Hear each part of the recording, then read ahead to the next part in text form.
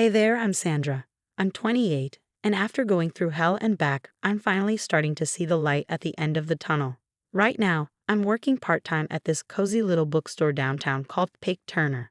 It's not much, but it pays the bills and keeps a roof over my head in the modest apartment I share with my best friend, Lily. Sandra, you're going to crush this final. Lily cheers as I hunch over my textbooks at our tiny kitchen table. I manage a tired smile. Thanks, Lil. I can't believe I'm almost there. Girl, after everything with that jerk Mike, you deserve this win, she says, her voice softening at the mention of my ex-husband. The name still sends a shiver down my spine. Mike, the nightmare I finally woke up from. Sandra, you okay? You zoned out for a sec. I shake my head, clearing the memories. Yeah, just remembering. But that's the past, right? I'm free now. Just then, my phone buzzes with a text from Jason, my English lit study buddy. Hey Sandra, still on for our study session at the library? I smile and type back, absolutely. See you in 20. Jason's been a lifesaver this semester. Smart, funny, and totally platonic. Exactly what I needed after the disaster with Mike. As I gather my books, Lily gives me a knowing look. So, any updates on the Eric front? I feel my cheeks flush. Eric, the sweet, unassuming guy who comes into the bookstore every week, always leaving with a new novel, and that smile that makes my heart skip a beat. He asked me if I wanted to grab coffee sometime. I admit, unable to hide my grin. Lily squeals and pulls me into a hug. Sandra, that's amazing. You deserve someone who treats you right. As I head out the door, I can't help but feel a flutter of excitement. Graduation is just around the corner. I've got amazing friends, and maybe, just maybe, a chance at love again. For the first time in years, I feel like I'm exactly where I'm supposed to be. Little did I know, my past wasn't quite finished with me yet.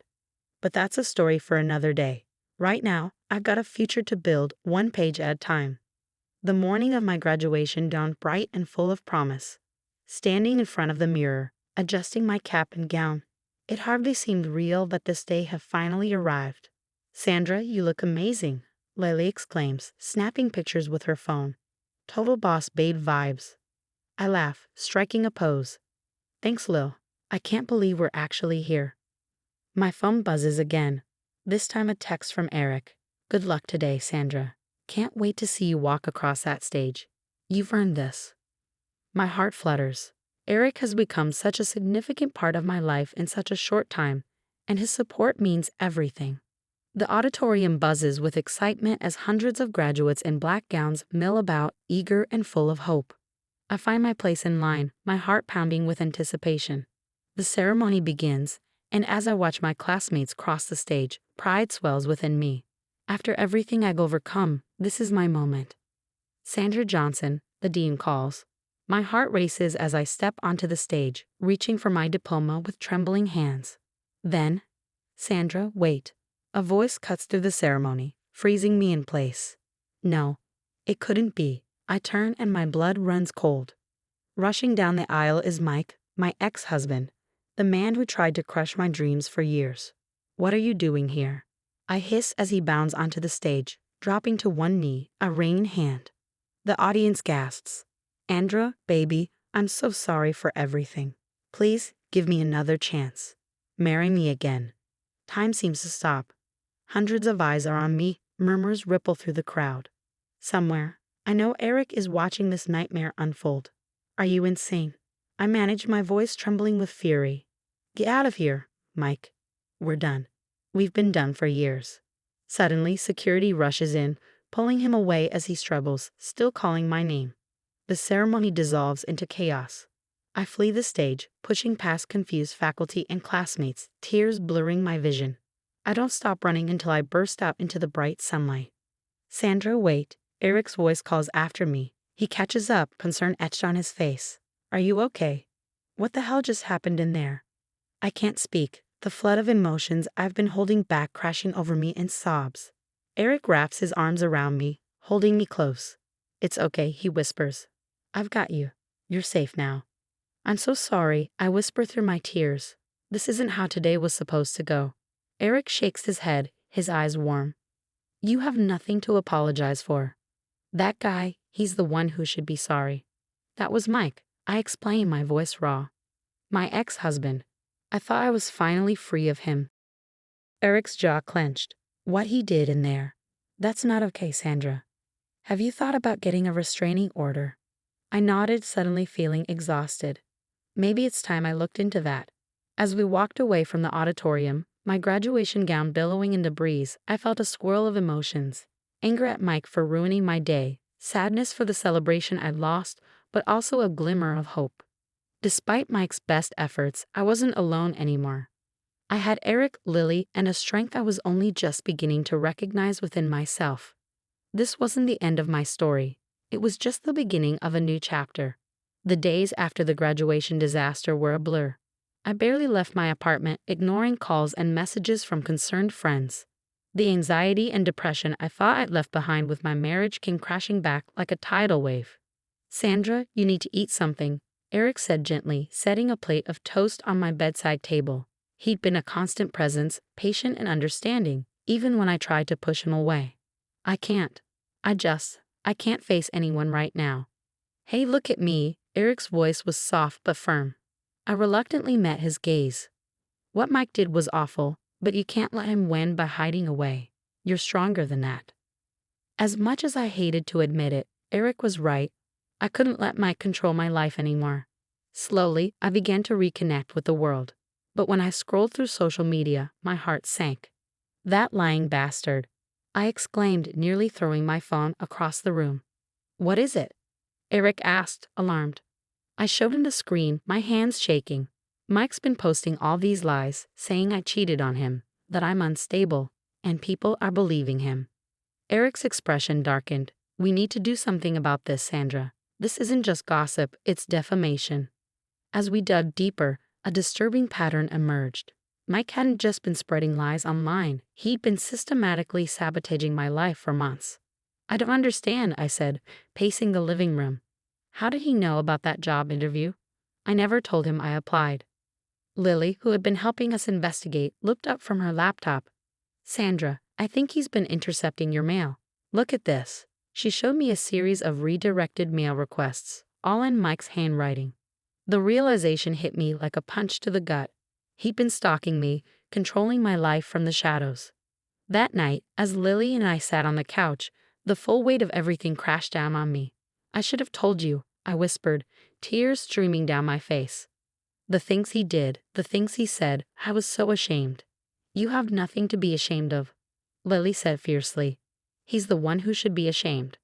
As I poured out years of pent-up pain, detailing the emotional and verbal abuse I'd suffered at Mike's hands, Lily listened without judgment.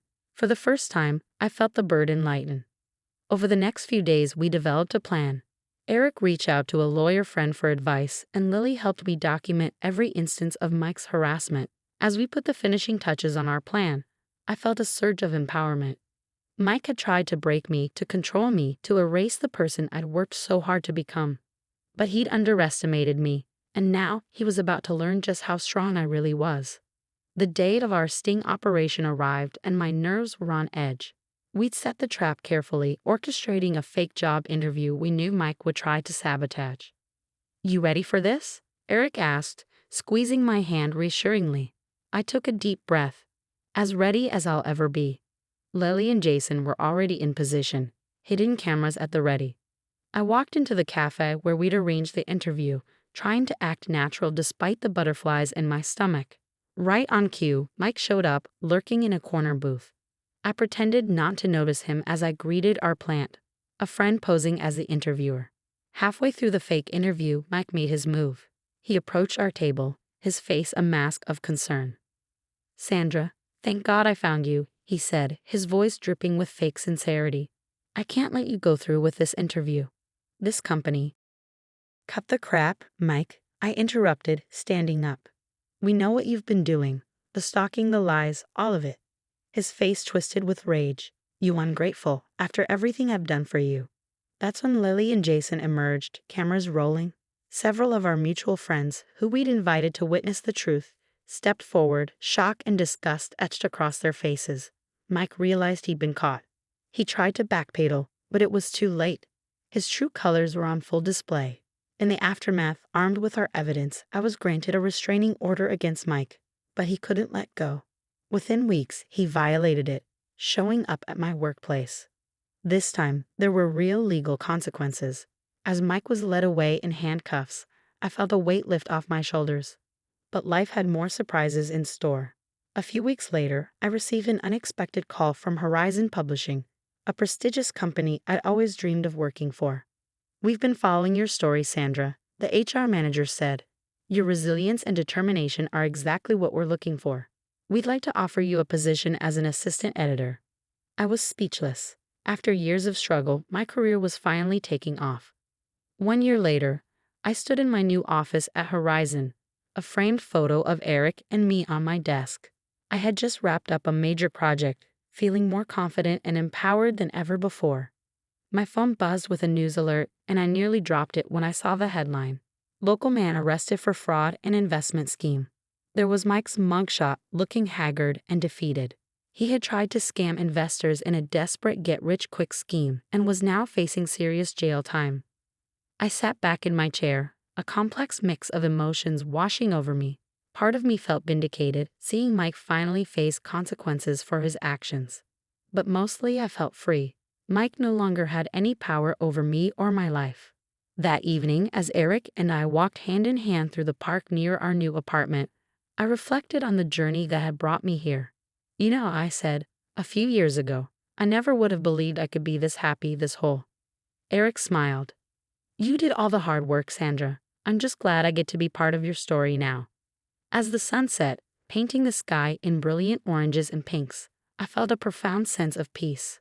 The road hadn't been easy, but I'd emerged stronger, wiser, and surrounded by love. Mike had tried to write my story for me, casting me as the victim, but I'd taken back the pen. Now I was the author of my own life, and the next chapter, it was brighter than ever. The story of Sandra's triumph over her toxic ex-husband has come to an end. Now I have a question for you. Is it ever acceptable to forgive someone who has repeatedly manipulated and abused you? Or is cutting them out of your life completely the only way to truly heal? Share your thoughts in the comments below.